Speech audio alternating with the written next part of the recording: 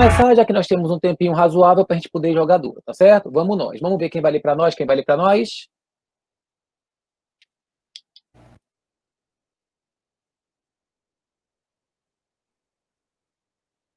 Alô, alô.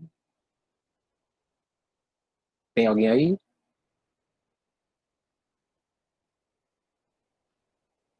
Estão me ouvindo?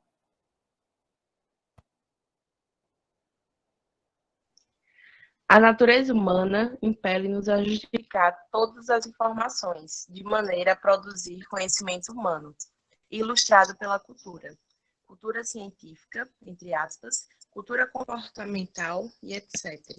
No campo da química, em especial da atomística, diversos cientistas procuraram propor modelos explicativos que justificassem os fenômenos observados na natureza. Daí surgiu os números quânticos, onde o de spin indica... Obrigado, minha querida. Meus amigos, é o seguinte, vocês têm lá uma aula bem de meia hora de números quânticos, só que você não precisa de tudo. Por que não precisa de tudo, amigo? Porque nós temos 4 números quânticos. E o que são os números quânticos? São números que identificam os elétrons. Então, na verdade, você só precisa de 4 teorias, sendo que das 4 você só vai usar uma. Como assim, amigo? Ele está lhe perguntando o que é que indica o número de spin. Aí você fala, o que é spin? Spin, na verdade, é uma setinha, onde ela vai indicar se o elétron ele gira no sentido horário ou se ele gira no sentido anti-horário. Para quem assistiu a aula, pode ter visto que quando você fala de números quânticos, os 4 dizem o seguinte: nível, subnível, orbital e giro. Aí você fala, como é que eu vou saber isso, amigo? É só uma teoria, onde ele está lhe perguntando só o de spin. Você tem 4 números: o principal, o número quântico secundário, o magnético e o de spin. Aí você fala, então como é que eu vou saber? Bom, ele diz na letra A, o nível. Nível, na verdade, ele é o número principal. O nível onde o elétron se encontra é o número principal. Subnível já está dentro do nível, é um subnível. Subnível, dentro do nível já é secundário. Probabilidade, o orbital onde o elétron provavelmente, orbital é número magnético.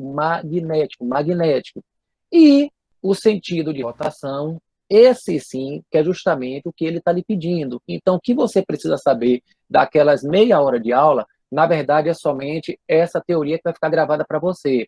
O nível do elétron é o número principal, o subnível é o secundário, o orbital é o magnético e o giro que ele dá, seja no sentido horário ou anti-horário, é o de spin. E como ele quer saber o de spin, que é o que está na sua prova, é somente o sentido de rotação do elétron. O número atômico não é um número quântico. O número atômico, ele indica somente o número de prótons. Então, quando tiver lá na sua prova sobre o spin, é somente isso que você tem que saber.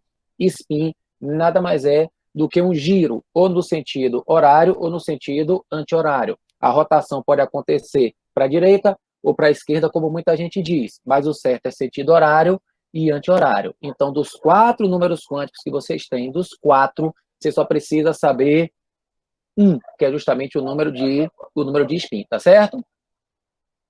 Ok aí? Ok, professor. Muito obrigado, minhas amiguinhas. Vamos saber desses números para poder jogar duro. Vamos agora também com a teoria que ela vai ser pequena. Sintam-se à vontade.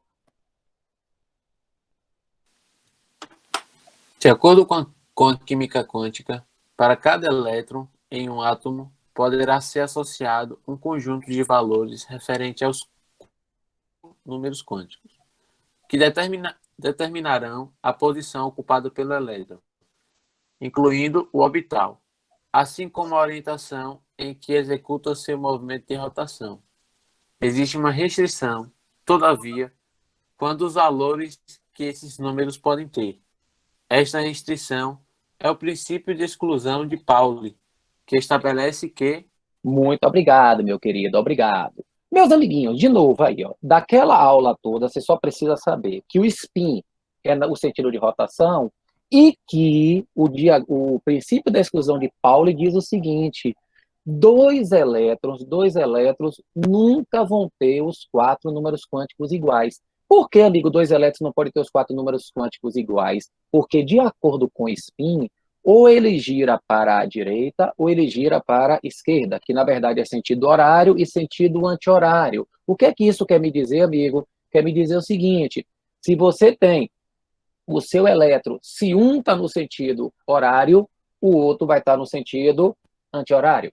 Se um está no sentido anti-horário, o outro vai estar no sentido horário. Ou seja, 2 elétrons nunca podem girar no mesmo sentido. Ou seja, 2 elétrons nunca vão ter os números iguais. Nunca. Por quê? Porque se um estiver girando no sentido, o outro gira no outro. Então, o princípio da exclusão de Pauli estabelece exatamente o que o spin diz para nós. Se você tem um giro para o sentido horário, meus amigos, no sentido anti-horário, você não pode ter o mesmo elétron. Você tem que ter 2 elétrons diferentes. Eles não podem ter os 4 números iguais. Se um vai estar para um lado, obviamente o outro vai estar para o outro. Esse é o princípio da exclusão de Pauli. Então, quer dizer, daquela aula que eu tenho ali de meia hora lá no nosso canal, eu preciso de 2 coisas. Saber que o spin, ele indica o giro, e que Pauli diz o seguinte: ou o sentido é horário, ou o sentido é anti-horário. Nunca você pode ter todos iguais. Sempre é um para um lado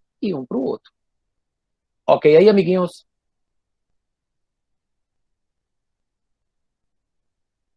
Ok, professor. Certinho, certinho, certinho, certinho. Vocês vão jogando duro. Então, aquela aula, meus amigos, só precisamos de 2. Vamos jogando duro na paz e no sossego, na tranquilidade pura. Somente aquilo que nós precisamos. E aí você parte para a segunda aula. Então, quer dizer, eu coloquei ali tópicos. Então, você não precisa daquele tempo todo. Você precisa de alguns tópicos. E vou lhe mostrar uma maneira bem simples agora para resolver essa questão número 3. Sinta-se à vontade.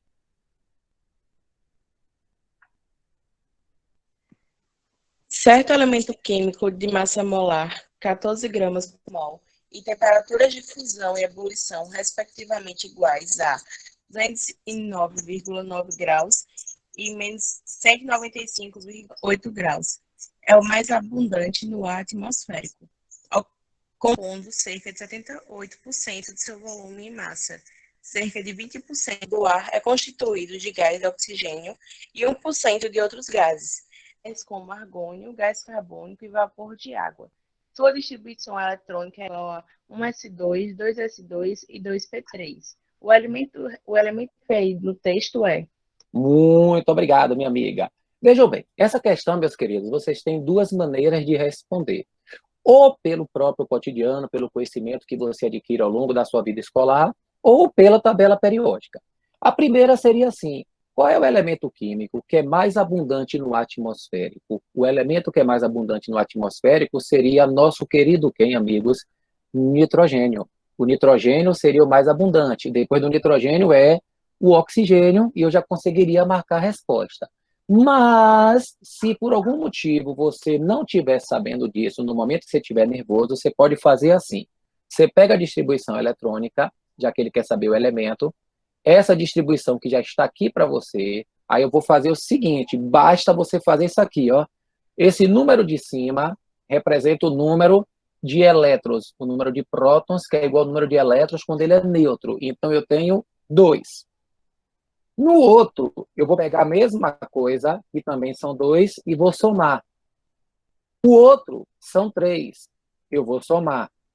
2 mais 2 mais 3 é igual a quanto, amigo? 7. Aí eu olho nas respostas. Das respostas que eu tenho aqui, quem é que tem número atômico igual a 7, amigo? É o nosso nitrogênio, que a gente já sabia. Ah, amigo, então peraí. Quer dizer que toda vez que ele me der uma distribuição como essa, basta somar esses números que estão em cima, que eu consigo achar o número de elétrons? Claro, meus queridos, é justamente esse o princípio do diagrama de Pauling da tabela periódica. Ele ajuda você a localizar determinados elementos. Então, o que é que isso quer dizer? Quer dizer que se eu tenho aqui 2, aqui eu tenho 2 e aqui eu tenho 3, meus amigos, eu tenho um total de 7. E só pode existir um elemento com número igual a 7. E esse elemento é nosso querido nitrogênio, que você já deveria saber, mas se não souber também não tem problema, que é o elemento mais abundante do ar atmosférico. Para achar, é somente somar os números de cima e mais nada. Somou e vai lá e olha. Ah, mas poderiam ter 2 iguais a 7? Nunca, nunca. Sempre só vai ter 1, tá certo? Para o cara poder ficar tranquilo, ficar de boa. Ok aí, meus queridos e minhas queridas? Ok, professor. Perfeito, perfeito, perfeito, perfeito. Vai jogando duro, meus brothers. Sinta-se à vontade.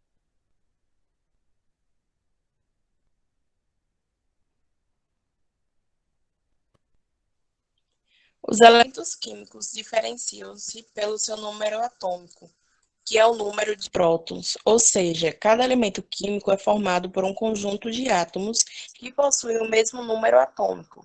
No entanto, os átomos que compõem o mesmo elemento químico podem ter algumas características e propriedades físicas diferentes. Os átomos que realizam esse fenômeno entre si são chamados de isótopos, a exemplo de... Obrigado, obrigado, obrigado, obrigado. Aqui você tem o seguinte, ó. Isótopos. O que quer dizer isótopos, amigo? Isótopos quer dizer elementos com o mesmo número de prótons. Daquela aula que nós temos lá de semelhanças atômicas, isótopos, isóbaros, isótonos, isoeletrônicos, vocês só precisam de isótopos. Vocês não precisam de mais nada além disso. É somente um tópico. Tópico dos isótopos. Mesmo número de prótons. Como é que eu sei isso, amigão? Geralmente você tem um elemento X qualquer. E esse elemento, meus amigos, eles têm 2 números. Um número que você chama de A e outro número que você chama de Z. Esse A, meus amigos, é o número de massa, E o Z é o número de prótons. O Z é o número de prótons. E existe também essa possibilidade de você, que muita gente diz assim, ó, amigo, esse número de massa, ele está sempre em cima? Geralmente, mas não é sempre. O número de massa é aquele que tem o maior valor, o maior valor. Aí você diz, como é que eu vou saber isso? Relaxa que eu vou lhe mostrar daqui a pouquinho. Tem também o número de nêutrons, que nada mais é do que você pegar a massa menos os prótons, para você poder achar. Só que no nosso caso aqui, você vai olhar o seguinte, ó, Ca 40, 20. O que é que isso quer dizer? Que a massa dele é 40 e o número de prótons dele é 20. Aqui no K, potássio, a massa dele é 40 e o número de prótons é 19. Como é que você sabe? Eu sei porque 40 é maior do que 20. 40 é maior do que 19. Então, quanto maior é o número, ele vai ser, com certeza, a sua massa. Então, vocês podem perceber, aqui na letra B, 32 e 16, 31 e 15. Aqui na letra C, 2 e 1, 3 e 1. Aqui na letra D, 16 e 8, 14 e 7. E aqui no F, eu nem coloquei a massa. Isso aí já vai estar fora porque são íons. Aí você fala, como é que eu vou saber aqui, amigão? Vai olhar o seguinte, o número, o menor valor. Aqui é 20 e aqui é 19. Aqui é 16, aqui é 15. Aqui é 1 e aqui é 1. Aqui é 8, aqui é 7, aqui é 9 e aqui é 11. Quais são os que têm o mesmo número? Quais são os que têm os números iguais? Seria na letra C. Então, quer dizer que esses dois que nós temos aí, H21 e H31, seriam os nossos isótopos, porque são eles os únicos que têm os números de prótons iguais. Então, para ser isótopos, meus amigos, basta que tenham o mesmo número de prótons. E o número de prótons é o menor valor que nós temos. Então, daquela aula toda, você só precisa saber número de prótons. Certinho aí?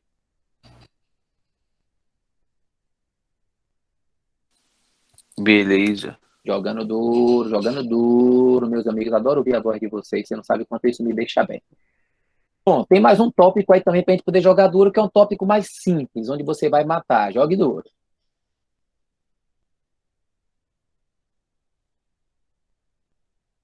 Toda a matéria que enxergamos e a que não enxergamos e que existe ao nosso redor é feita de átomos.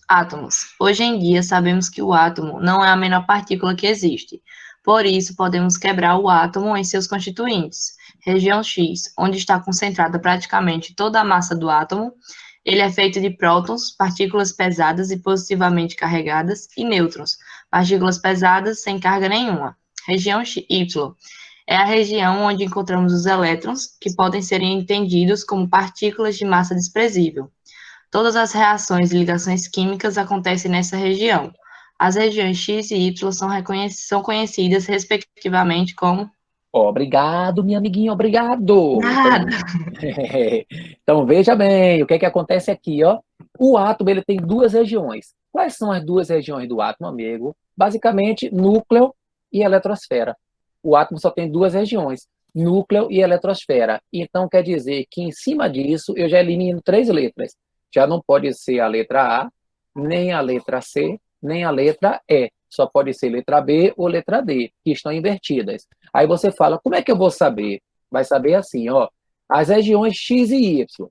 X concentra toda a massa, toda a massa. Então, amigo, toda a massa do átomo, ela se concentra naquela região que você chama de quê, amigão?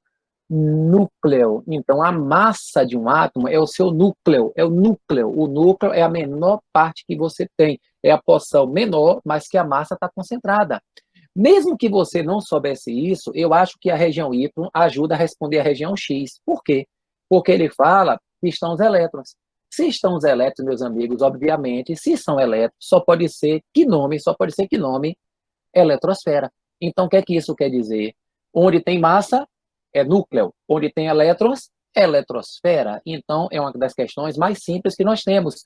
Núcleo é onde está a massa, eletrosfera é onde estão os elétrons. Então, nossa letra seria letra B. Então, o que é que isso quer dizer, amigão? Quer dizer que nosso querido átomo é formado basicamente por duas regiões distintas. Uma está com massa, a outra está sem massa. Uma tem carga positiva, a outra tem carga negativa. Então, são regiões bem distintas. A que tem massa, que é a menor, que tem prótons e nêutrons, é o núcleo. Aquela que é maior, que tem elétrons e que é vazia, seria a eletrosfera. Então, as nossas duas regiões que ele pede estariam na letra B. Então, daquela aula também que a gente tem lá no nosso canal, você não precisa, se você for assistir a aula hoje, ou no dia que você for fazer a prova para revisar, você pode ir adiantando alguns tópicos para você chegar justamente nesses que você precisa, e também que essa aula vai ficar gravada, vai ajudar vocês. Certinho aí, meus amigos? Certo, professor. Beleza pura. Vai jogando é duro, vocês são demais, tirando onda. Essa aí também é de boa, essa aí é tranquila, sinta-se à vontade. A matéria é formada por pequenas partículas denominadas átomos e moléculas.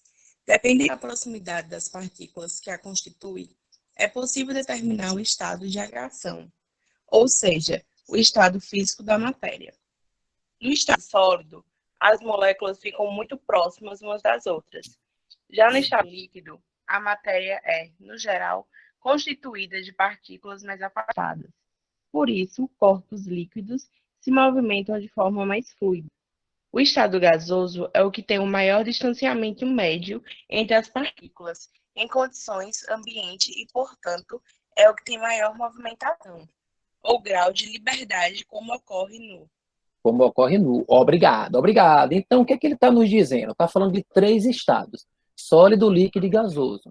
E ele quer saber sobre o estado gasoso. Então, aí, meus amigos, é da aula de tabela periódica. São 2 aulas que são grandes. Tabela periódica, eu até botei para vocês, para exemplificar ontem, quando algumas pessoas tomaram susto, que eles têm mais ou menos 15 tópicos. Quer dizer, tabela periódica é grande. Você tem que estudar muita coisa. Mas daquela muita coisa, você vai precisar, uma delas é o estado físico. A gente precisa se ligar no estado gasoso. E aí você tem que só saber isso aqui, ó. Quais são os elementos gasosos da tabela periódica, amigo? Bom, os gasosos são os gases nobres, obviamente, senão seriam sólidos nobres ou líquidos nobres, e que não são. E mais 5 elementos, são esses que você vai ter que saber. Quais são eles? Hidrogênio, que geralmente as pessoas conhecem como gás. Oxigênio, que também é gás. E nitrogênio, que também é gás. Esses ninguém tem dúvida, geralmente, que nitrogênio, oxigênio e hidrogênio são gases. Mas tem 2 que as pessoas geralmente têm dúvidas e são os 2 que os vestibulares cobram mais. 2 gasosos são flúor e cloro. As pessoas ficam assustadas pelo seguinte: quando você fala de flúor, as pessoas associam a dentista. E aí, quando o dentista aplica flúor na gente, você não tem aplicação de gás. Só que, na verdade, aquilo ali não é o flúor, aquilo ali é um sal. Só que o povo, na maioria das vezes, chama de flúor. É que está errado. Porque se fosse flúor, seria gás. E aí acaba atrapalhando a gente no cotidiano. Então, as pessoas ficam falando maluquice, quando, na verdade, deveriam chamar aquilo ali de fluoreto. Aí o pessoal se atrapalha. A mesma coisa é cloro. Quando fala de cloro, o pessoal pensa logo em piscina. E ninguém fica botando gás na piscina. É porque ali, na verdade, é hipoclorito. Ali é outra substância que é a base de cloro. Então, quando o cara fala de gás, flúor e cloro são gás. O que você usa na piscina e o dentista não são o cloro e o flúor. Ali, na verdade, são sais com esses elementos. Então, não esqueçam quais são os elementos gasosos. Só precisa saber isso, só isso. Sua anotação é só isso. Gases nobres, hidrogênio, oxigênio, nitrogênio, flúor e cloro. E aí, se você observar, a nossa resposta estaria na letra D, porque o gasoso seria o cloro. É bom saber que os líquidos são mercúrio e bromo. Mercúrio é o único metal líquido que existe, meus amigos, e que os sólidos seriam todos os demais elementos. Mas para a nossa prova, nesse momento, só é necessário saber os gasosos. Então, aquela aula gigantesca de tabela periódica que nós temos lá no nosso canal, não precisa de tudo nesse momento. Para a nossa prova, você precisa apenas do estado do cloro e os demais gasosos, tá certo? Então, gasoso, não esqueça, cloro e flúor não são sólidos, eles são gases. Ok aí, meus amigos? Ok, professor. Joga duro, vocês jogam duro, fica à vontade. Quer ver umas questõezinhas dessas, o cara fica meio assustado. Fica à vontade.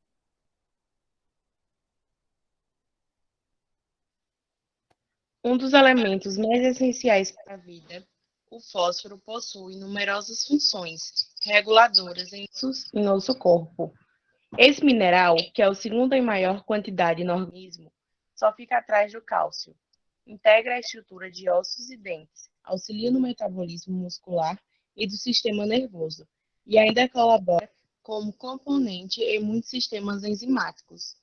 Segundo a Organização Mundial de Saúde, a OMS, o consumo de fósforo recomendado para um adulto saudável ingerir é cerca de 700 miligramas por dia.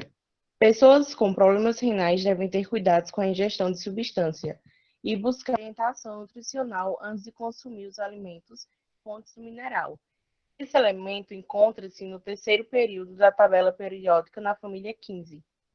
5A. Sua configuração por camadas pode ser representada por... Valeu, amiguinha. Aqui é o seguinte, meus amigos, é uma questão também que, lá da tabela periódica, que você não precisa se preocupar com tudo, basta se preocupar com a localização, que é um dos mais fáceis que tem. Quando o cara vê essas coisas, o cara fica meio assustado, achando que vai ser uma questão do outro mundo, e não é. Então, preste bem atenção. Ela fala aqui de OMS, que algumas pessoas acham que mente, outras pessoas acham que fala a verdade, isso não cabe a nós discutir, até porque nosso objetivo aqui é outro. Então, nós temos o seguinte: família 15, família 5A. Ele está lhe perguntando qual é a sua configuração. Pelo fato dele dar isso aqui, meus amigos, isso aqui já está me dizendo muita coisa, e ele tem que me dar, tem que dizer na prova.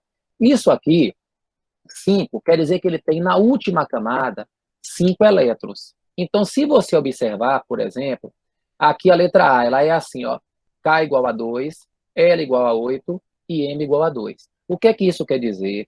Que M é a última camada e tem 2 elétrons. Essa última aqui, ó, 2 elétrons. Na letra B, a última é essa aqui, ó, N igual a 5. Na letra C, a última é essa aqui, ó, M igual a 3. Na letra D, a última é essa aqui, ó, N igual a 7. Na letra E, a última é essa aqui, M igual a 5. Então, se vocês observarem, essa e essa que podem ser a nossa opção. Por que podem ser? Porque são as únicas que têm 5 no último. As únicas que apresentam 5. Então, quer dizer que eu já elimino a letra A, a letra C e a letra D. Agora, como é que eu vou saber, meus amigos, se é a letra B ou a letra E? Como é que eu sei? Por aqui, ó, terceiro período. O que quer dizer terceiro período, amigo? Quer dizer que ele tem 3 camadas. Então, se você olhar, Aqui na letra B, você tem K igual a 2, uma camada, L igual a 8, 2, M igual a 8, 3, e N igual a 5, 4. Aí você já vê que já passou de camadas.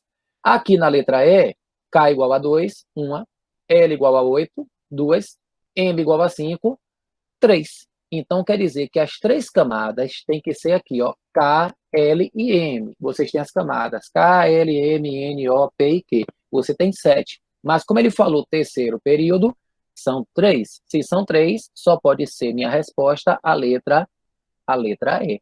Ah, amiga, então quer dizer que ele bota esse texto todo só para enrolar a gente? Geralmente é só para enrolar mesmo. Aí você tem que saber o quê? Duas coisas básicas.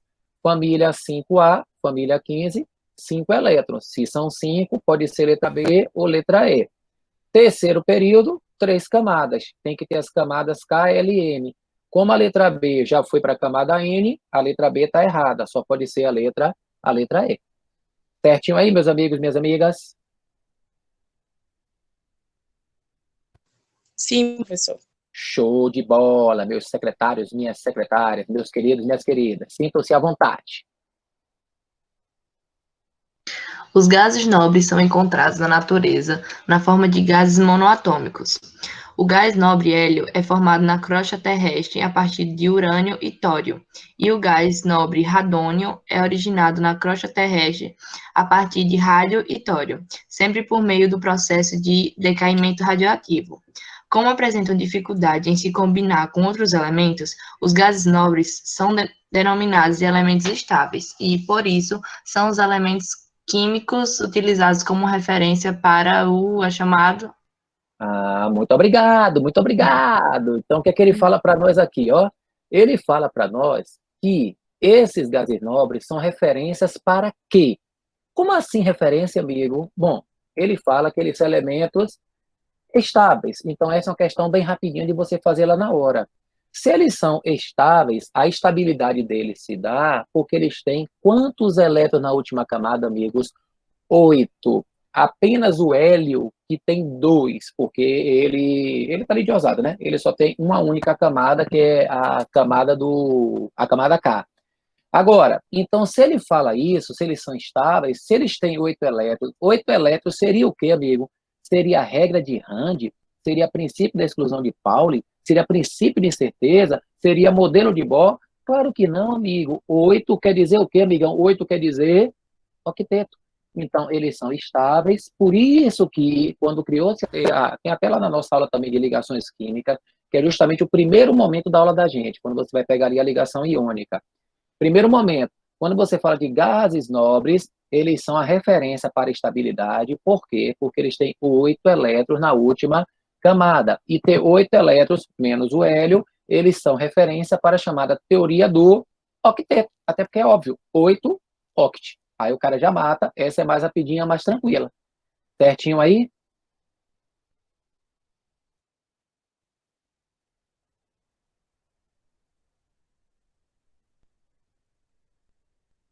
Sim, professor. Show de bola, show de bola, show de bola. Porque às vezes a pessoa fica ocupada fazendo alguma coisa, mas tudo bem, faz parte. Jogue duro, sem pressa. As reações químicas correspondem à união dos átomos para a formação das substâncias.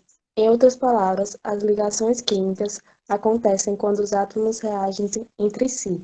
Na teoria de octeto, criada por Gilbert Newton, químico estadunidense, e Walther, físico alemão, surgiu a partir da observação de alguns gases nobres e algumas características, por exemplo, a estabilidade desse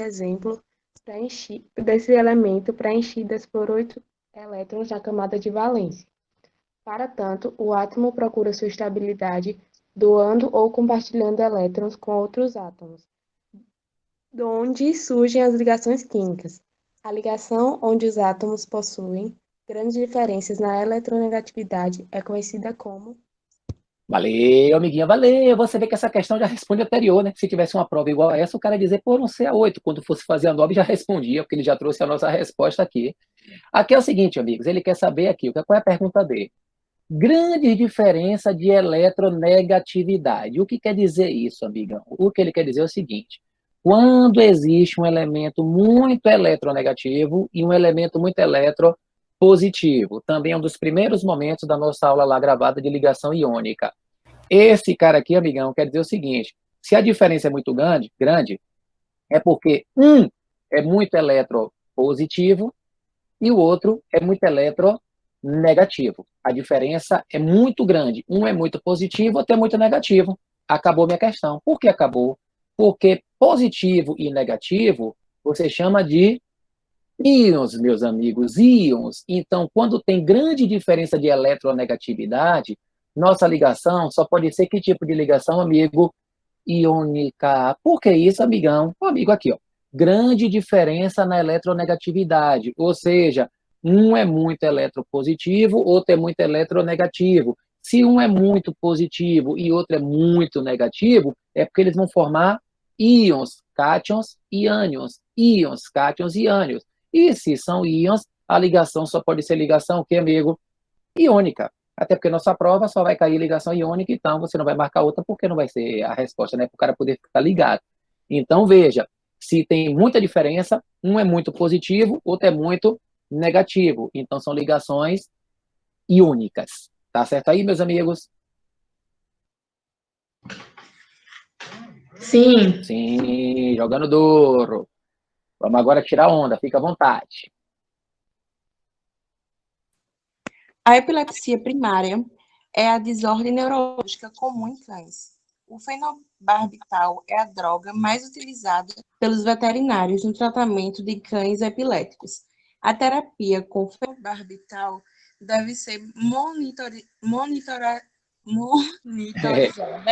pois muitos cães apresentam crises convulsivas. Após certo tempo de terapia, o brometo de potássio é uma droga que pode ser usada em conjunto ao fenobarbital quando a atuação deste último mostra-se insatisfatória. Nesse composto, o potássio doa elétron para o bromo, formando os íons potássios e brometo. Como esses íons possuem cargas elétricas opostas, ficam bastante unidos e formam o brometo de potássio, uma substância extremamente estável. A fórmula que representa esse sal é... Obrigado, amiguinho, obrigado. Aí é o que o pessoal utiliza quando os cães têm esse problema, né? Como eu adoro o cachorro, eu não gosto nem de ver quando o cachorro está sofrendo epilepsia, meu amigo. Eu fico assim, fico muito mal o dia todo, às vezes até uma semana. É complicado, eu amo os animais. Cachorro, então, Ave Maria. Mas tudo bem, não vamos ficar aqui no drama, porque senão o cara começa a ficar meio assim. Ó, o que é que ele está falando para nós? A fórmula do brometo de potássio, a fórmula desse sal. Como é que eu vou saber isso, amigo? Essas são as fórmulas mais simples que tem lá na prova de vocês. O potássio é K+. Então, eu tenho K+. O brometo é Br-. Aí fica fácil. Por que fica fácil? Porque eu tenho uma carga positiva e uma carga negativa. Se eu tenho cargas iguais com sinais opostos, elas fazem o quê, amigo? Elas se anulam. E é justamente o que tem na sua prova. Cargas iguais com sinais opostos. Todas são 1. É mais 1 e menos 1. Se eu posso cortar, fica simplesmente quem aí, amigo? KBR. É só cortar as cargas e você tem KBR, que seria sua letra A. Amigo, então quer dizer que seria assim? Sim. Eu tenho o potássio, que ele já deu para nós, que é o K+, e o brometo, que é Br-. Se um é mais e outro é menos, é só cortar. Cortando o mais e o menos, sobra somente KBR. Ah, mas se não fossem iguais, como é que seria? Isso aí tem lá na aula de óxidos e nas aulas de bases e nas outras funções que a gente vai ver com mais detalhes. Então, para a nossa prova nesse momento, basta saber isso aqui para o cara poder jogar duro, ficar tranquilo.